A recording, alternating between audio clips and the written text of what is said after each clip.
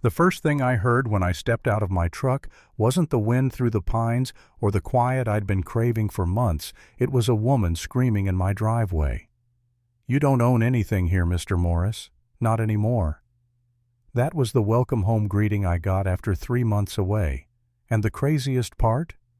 By the end of this nightmare, I'd find out the very building where she worked her entire HOA headquarters was sitting on my land. I had come back to Pine Valley to breathe again. After the ugliest divorce Denver had seen in years, I'd lost the house, half my savings, most of my pride. All I had left was this cabin, my one safe place. I thought I'd walk into some peace, sit down, heal. But instead I walked right into a firing squad with clipboards. The woman in my driveway introduced herself as Susan Rodriguez, Valley Properties Management. Not a neighbor, not a volunteer. She had a branded folder, perfectly polished nails, and that corporate smile that looks friendly until you realize it's just teeth. She shoved a thick folder into my hands like she was serving a warrant. According to her, I'd racked up extensive violations while I was gone. Grass too long, a shutter out of alignment, something about debris on the side of the cabin. Stupid things. Things no one in an actual mountain town cares about. But that wasn't the part that made my stomach drop. It was when she told me the total, $2,400, due immediately, and it was growing daily. I tried to laugh it off, but she wasn't joking. "Company policy doesn't accommodate financial hardships," she said, like she'd memorized it from a script. Then she told me they'd done a background check. She listed my divorce filings, my job changes, my credit score stuff she had no business knowing. Then she looked me dead in the eyes and said, "You're considered high risk. Phase 2. Enforcement begins now." Behind her on the road, an unmarked black sedan idled. Tinted windows, engine running, watching. That's the moment I knew something was very, very wrong. The next morning proved it. The health department showed up claiming my water was contaminated. Then code enforcement hit me with structural violations from projects approved years ago. Zoning came by and said there were occupancy concerns, which was insane. I lived alone in a one-bedroom cabin. Every agency arrived with paperwork that matched Susan's.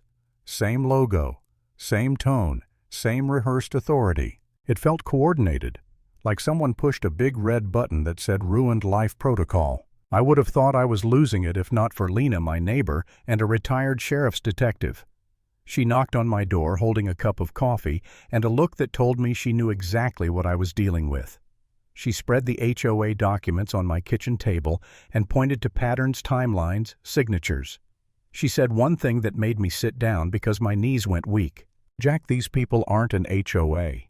They're a corporate property acquisition machine." She told me they target vulnerable homeowners, people in tough divorces, people behind on payments, people without legal support. They use county partnerships to apply pressure until you either sell cheap or walk away. Everything suddenly made horrible sense. My divorce, my finances, the fact that I'd been gone.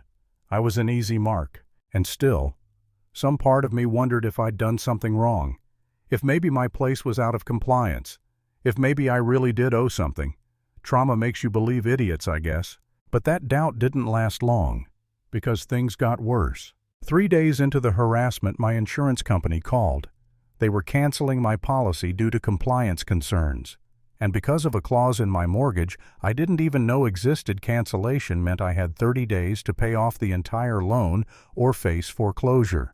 Valley Properties had managed to weaponize my own mortgage against me. That night, staring at paperwork I couldn't afford, violations I didn't understand, and a countdown clock ticking toward financial oblivion, I broke. I'm not ashamed to admit it. I sat there thinking maybe I should just sell the damned place. Let them win. Leave everything behind and start over again somewhere I wasn't being hunted. But right when I was spiraling, my phone rang. It was my ex-wife, Patricia. That alone should have been a red flag, but curiosity got the better of me. She sounded overly calm, overly concerned, overly scripted. So we met at a coffee shop. And that's where the betrayal hit full force. She admitted Valley Properties had contacted her during our divorce. They offered her property valuation consultation and asset management guidance. But what they really did was gather intel, my financial weaknesses, my schedule, my emotional state. She told them everything without realizing she was arming a corporation to come after me later. I felt something break inside me. Old pain, fresh anger, all of it mixing into something sharp. And I realized I hadn't been unlucky. I'd been hunted. That was the moment the anger finally outweighed the fear. I went looking for Susan, found her at a diner, cornered her. And when I pushed hard enough, she slipped just a crack, but enough. She mentioned Regional Director Linda Miller, the person giving all the orders. So I demanded a meeting. When I walked into the Valley Properties regional office, I knew something big was coming. Marble floors framed awards, expensive suits. Linda stood behind a glass desk with a view of the Colorado mountains like she owned the whole state. She tried to talk down to me using corporate jargon so polished it sounded like she'd swallowed a business textbook. Strategic property enhancement, regulatory partnerships, market facilitation. I pushed harder. She deflected. I pushed again. She deflected again. And then she made one mistake. When I asked about boundary verification, she proudly explained their surveys used modern assessments only. No historical cross-checks, no original markers, no 1800s homestead records. I kept a straight face, but inside something lit up like a match in a dark room. Back at my cabin, I pulled out old land records. Then I spent 3 straight days hiking the property line with a metal detector shovels and a GPS app. And when I found the first original boundary marker, rusted, half-buried, but clearly authentic, I fell to my knees. Because it meant one thing. My land stretched far beyond the little cabin lot I thought I owned. Far enough to include the entire commercial strip. Far enough to include the shiny glass building where Linda Miller sat behind her big desk. The HOA headquarters was built on my land. That was when everything changed. Just as I finished documenting the markers, Susan announced a transparent live stream audit to reassure the community. It was perfect timing. So I joined. She started the stream confidently, all corporate buzzwords and polished PR. But in the chat, residents weren't buying it. They asked questions. They pushed back. And when they demanded proof of HOA authority, she started sweating. That's when I held up the documents. The live stream exploded. People clipped it, screen recorded it, shared it instantly. Susan froze, eyes darting like she was trapped. She tried to snatch the papers out of my hands on camera, shouting that I was lying. Then Linda appeared red-faced and furious, trying to salvage her empire. But it was too late. The community had seen everything. The next morning, I requested an emergency safety hearing. Because if a building sits illegally on someone's land fire codes, emergency access, insurance coverage, everything is compromised. The fire marshal had to take it seriously. And he did. The hearing room filled with county officials, Valley residents, even some nervous Valley Properties employees. Susan was pale.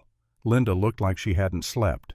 And the county surveyor walked in holding the results of his verification. He confirmed everything. My boundaries were legitimate. The HOA headquarters was illegally built on my land. Linda shouted that their surveys were comprehensive. Susan started crying. Employees began whispering, panicking. One corporate accountant actually stood up and demanded legal counsel. The fire marshal slammed his folder shut and announced the building would be evacuated immediately. That's when Susan completely lost it. She lunged for my documents again, sobbing about her daughter's medical bills, about the promises Linda made about how she did everything the corporation told her to. Security had to restrain her while she screamed that Linda had ruined her life. Then Linda's phone buzzed. A message from her own corporate board. They were terminating her effective immediately. Cutting ties. Leaving her to face everything alone. Her face went white. Her body started shaking.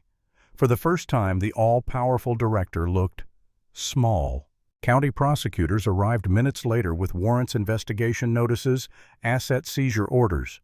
Employees filed out of the building carrying boxes while police taped off the entrances. An entire criminal machine collapsed in front of me in a matter of hours. Not because I was strong, not because I was clever, but because they were arrogant enough to overlook the oldest survey markers in Pine Valley. Linda tried to talk her way out of the hearing. She blamed her staff. She blamed faulty records. She blamed miscommunication. But no one listened. And when the prosecutor read out the charges, fraud, conspiracy, unlawful property occupation, she finally stopped talking. Her voice cracked. Her shoulders slumped. And as the deputies led her away past the cameras, past the officials, past the community, she tried to bulldoze. She finally understood that her empire was gone. Just like that. No celebration followed, no speeches, no cheering, just a long, heavy silence as the doors closed behind her and the valley breathed for the first time in years. And if there's one thing I learned from all of it, it's this: bullies collapse the moment someone pushes back harder than they expect.